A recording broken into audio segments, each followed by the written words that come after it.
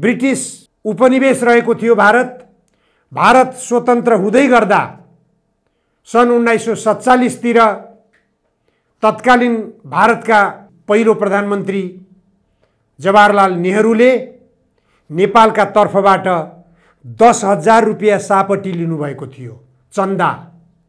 त्यो चन्दा कसले दिएको थियो इतिहास सिद्ध भएको कुरा हो।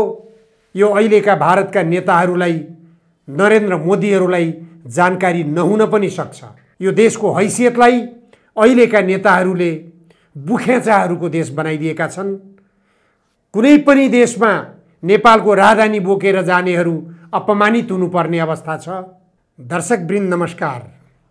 नेपाल अहिले दक्षिण एसियाली क्षेत्रीय सहयोग सङ्गठन सार्कको अध्यक्ष मुलुकको रूपमा रहेको छ। नेपाल अध्यक्ष मुलुकको रूपमा रहनु भनेको नेपालका कार्यकारी प्रमुख प्रधानमन्त्री सार्कको अध्यक्षको रूपमा हुनुहुन्छ भन्ने कुरा स्पष्ट हुन्छ। सार्कको अध्यक्ष भन्नुको मतलब दक्षिण एसियाली क्षेत्रका सबै राष्ट्रहरूको नेता हो। त्यो नेताले आफ्नो हैसियत बुझेर काम गर्ने हो भने सानो देश नेपालको प्रधानमन्त्री मात्र होइन प्रचण्ड, सार्क मातहतका देशहरूको नेता हो। यी सार्क मातहतका देशहरूको अध्यक्ष हो। तर दुर्भाग्य भन्नुपर्छ, नेपालमा विक्रम सम्वत 2071 सालमा सम्पन्न भएको अन्तिम शिखर सम्मेलन बन्न पुग्यो सार्कको। त्यसपछि पाकिस्तानमा हुनु पर्दथ्यो त्यो शिखर सम्मेलन। नेपाल राष्ट्र नै अग्रसरता नदेखाउने मुलुकको रूपमा रहेपछि त्यो सम्मेलन अगाडि बढ्न सकेको छैन। सम्मेलनलाई अवरोध कसले गर्यो? भारतले गर्यो भनेर अहिले सबै खुम्चिएर बसेको अवस्था छ। तर सार्क सङ्गठनको गठन कसरी भयो, यसको स्थापना कसरी भयो भन्ने कुरातर्फ नेपालका प्रधानमन्त्री अर्थात् सार्क सङ्गठनका अहिलेका अध्यक्ष प्रचण्डले गम्भीर रूपमा मूल्याङ्कन विश्लेषण गर्नु जरुरी हुन्छ। सार्क सङ्गठनको स्थापनाको निम्ति बाङ्लादेशका राष्ट्रपति जियाउर रहमानले सन् 1980 मा पहल कदमी लिएका हुन्। बङ्गलादेश नेपाल जस्तै भारतबाट हेपिएको, भारतबाट थिचिएको, भारतको ज्यादतीबाट पिल्सिएको, भारतकै कारणले गर्दाखेरि विकास गर्न नसकेको एउटा मुलुक हो। त्यो मुलुकको राष्ट्रपतिको हैसियतबाट सार्क सङ्गठन स्थापना भएको थियो भने नेपाल यस्तो राष्ट्र बन्न पुगेको छ जुन राष्ट्र सार्कको अध्यक्ष भएको बेलामा सार्कको अन्तिम शिखर सम्मेलन भएको थियो भनेर इतिहास लेख्नेले लेख्नुपर्ने अवस्था भएको छ। सार्क सदस्यहरू बीचमा आपसी समझदारी, आपसी सहयोग, आपसी सद्भाव विकसित गर्नको निम्ति भनेर यो सङ्गठनको स्थापना भएको हो।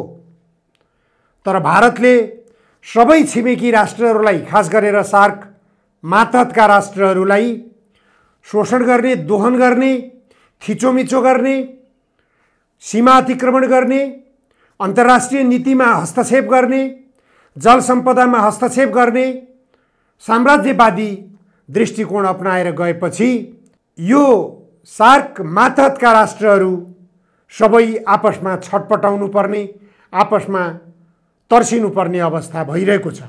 अहिले पछिल्लो पटक पनि भारतले अखण्ड भारत भनेर जो नक्सा आफ्नो संसद भवनमा सजाएर राख्यो, त्यो नक्सा सजाएर राखिसकेपछि त्यो नक्साले एक किसिमबाट सार्क मातहतका राष्ट्रहरूलाई तरङ्गित बनाएको छ।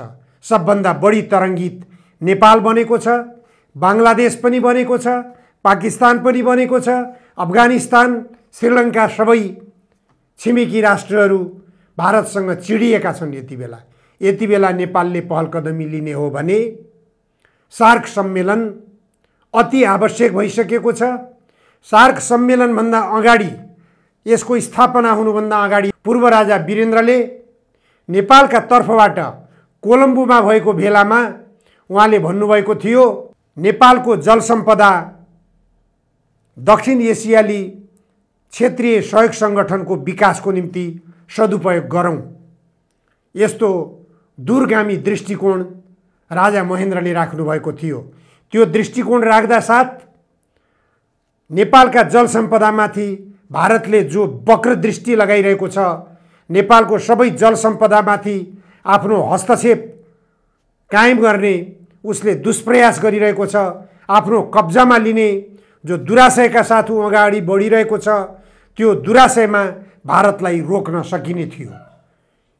यो क्षेत्रका सबै राष्ट्रहरूको लगानी, सबै राष्ट्रहरूको हितका निम्ति यदि नेपालको जल सम्पदा प्रयोग गर्ने हो भने यो जल सम्पदाको भरपूर सदुपयोग पनि हुन सक्दथ्यो र यो क्षेत्रका सबै राष्ट्रहरूलाई विद्युत ऊर्जाको उपयोगिताको पनि काम हुन्थ्यो र नेपाललाई समृद्धिको बाटोतर्फ जाने एउटा ठुलो विकासको पूर्वाधार बन्न सक्ने थियो। तर त्यसतर्फ 10 वर्षसम्म जनयुद्ध गरेर आमूल रूपान्तरणको सपना जनतालाई देखाएका नेकपा माओवादी केन्द्रका अध्यक्ष प्रचण्डले अहिले देशको प्रधानमन्त्री भएको बेलामा पनि यस्ता कुराहरूतर्फ पटक्कै पनि ध्यान पुर्याउन सक्नुभएको छैन। उहाँलाई स्वयं आफूमा पनि यस्ता धारणाहरू विकास हुनुपर्ने हो। उहाँलाई सुझाव दिने, सल्लाह दिनेहरूको टिमले पनि यस्ता विषयहरूमा सल्लाह सुझाव दिनुपर्ने हो। तर किन हो प्रधानमन्त्री प्रचण्डको उदासीनता देखिएको छ? यसतर्फको अग्रसरता पटक्कै पनि छैन। हामीले सम्झना गर्नुपर्दछ, नेपाल भारतभन्दा धेरै जेठो मुलुक हो। हामी भन्ने गर्छौँ, हामी दाबी गर्ने गर्छौँ, गर्व गर्ने गर्छौँ। नेपाल कहिले कसैको उपनिवेश भएन। लगभग 200 वर्षसम्म ब्रिटिस साम्राज्यवादको उपनिवेश भएको भारत 190 वर्षसम्म ब्रिटिस उपनिवेश रहेको थियो। भारत स्वतन्त्र हुँदै गर्दा सन् 1947 तिर तत्कालीन भारतका पहिलो प्रधानमन्त्री जवाहरलाल नेहरूले नेपालका तर्फबाट 10,000 रुपियाँ सापटी लिनुभएको थियो चन्दा। त्यो चन्दा कसले दिएको थियो? इतिहास सिद्ध भएको कुरा हो। यो अहिलेका भारतका नेताहरूलाई, नरेन्द्र मोदीहरूलाई जानकारी नहुन पनि सक्छ। तत्कालीन नेपालका राजा त्रिभुवनले भारतका प्रधानमन्त्री जवाहरलाल नेहरूलाई 10,000 रुपियाँ चन्दा दिनुभएको थियो। त्यो चन्दा दिनुको कारण थियो एसियाली क्षेत्रका राष्ट्रहरूको सम्मेलन आयोजना गर्ने दृष्टिकोण जवाहरलाल नेहरूले प्रस्तुत गर्नुभयो। तर त्यो सम्मेलन आयोजना गर्नको निम्ति खर्च जुटाउने हैसियत भएन। भर्खरै मात्र ब्रिटिसको उपनिवेशबाट मुक्त भएको देश आर्थिक सङ्कटमा रहनु स्वाभाविक थियो।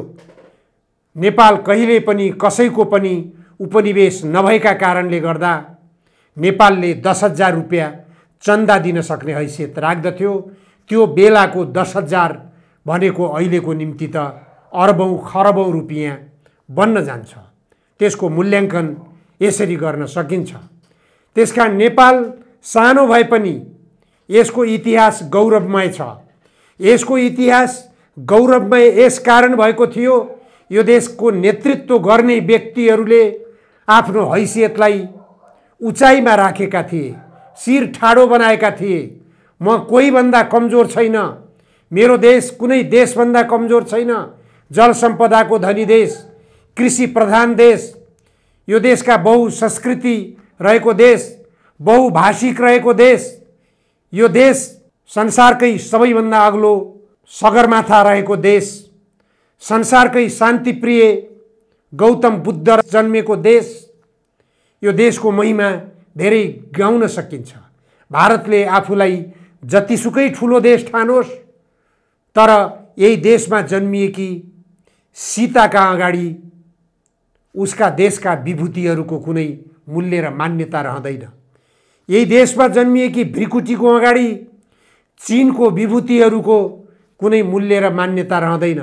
त्यसकारण बुझ्न चाहने हो भने नेपाल वास्तवमै धेरै उचाइ भएको राष्ट्रिय स्वाधीनताको दृष्टिकोणले सगरमाथाभन्दा अग्लो शिर भएको देश हो। यो देशको हैसियतलाई अहिलेका नेताहरूले बुखेचाहरूको देश बनाइदिएका छन्। कुनै पनि देशमा नेपालको राजधानी बोकेर जानेहरू अपमानित हुनुपर्ने अवस्था छ। भारतको गल्ली गल्लीमा चौकीदारी गरेर नेपाली जनताले बिताउनु पर्ने अवस्था छ। विश्वका धेरै मुलुकहरूमा मजदुरी गरेर नेपाली जनताले बिताउनु पर्ने अवस्था सृजना भइरहेको छ। यो देशभित्र रोजगारी सृजना गर्न सक्ने तमाम अवसरहरू हुँदाहुँदै पनि यो देशका नेताहरूले ती अवसरहरूलाई छोप्न नसक्दा देशमा रोजगारी सृजना गर्न सकिएको छैन। देशलाई समृद्धिको बाटोतर्फ लान सकिएको छैन। अहिले नेपालले पहल कदमी लिने हो भने सार्क सम्मेलनलाई नेपालबाटै जगाउन सकिन्छ। सार्क सङ्गठनको अध्यक्षको हैसियतमा रहेको यो नेपाल यति कमजोर अवस्थामा बस्नुपर्ने कारण के होला? भारतका नरेन्द्र मोदीहरू रिसाउलान् भनेर प्रधानमन्त्री प्रचण्डलाई खुम्चिएर बस्नु परेको हो भने नेपाली जनताको सहयोग तपाईलाई प्रशस्त हुनेछ जुन बेला तपाईले नेपालको शिर ठाडो गराउने गरी सार्क सङ्गठनको अध्यक्षको हैसियतले तपाईले सार्क सम्मेलनलाई बिउताउन सक्नुभयो भने यो क्षेत्रका राष्ट्रहरूका अगाडि नेपाल शिर ठाडो भएको देशको रूपमा उभिन सक्ने अवस्था पनि विकसित हुनेछ। आगे हाम्रा प्रधानमन्त्री कमरेड प्रचण्डलाई सद्बुद्धि फिरोस्। आजलाई यति मात्र। हस्, धन्यवाद, नमस्कार।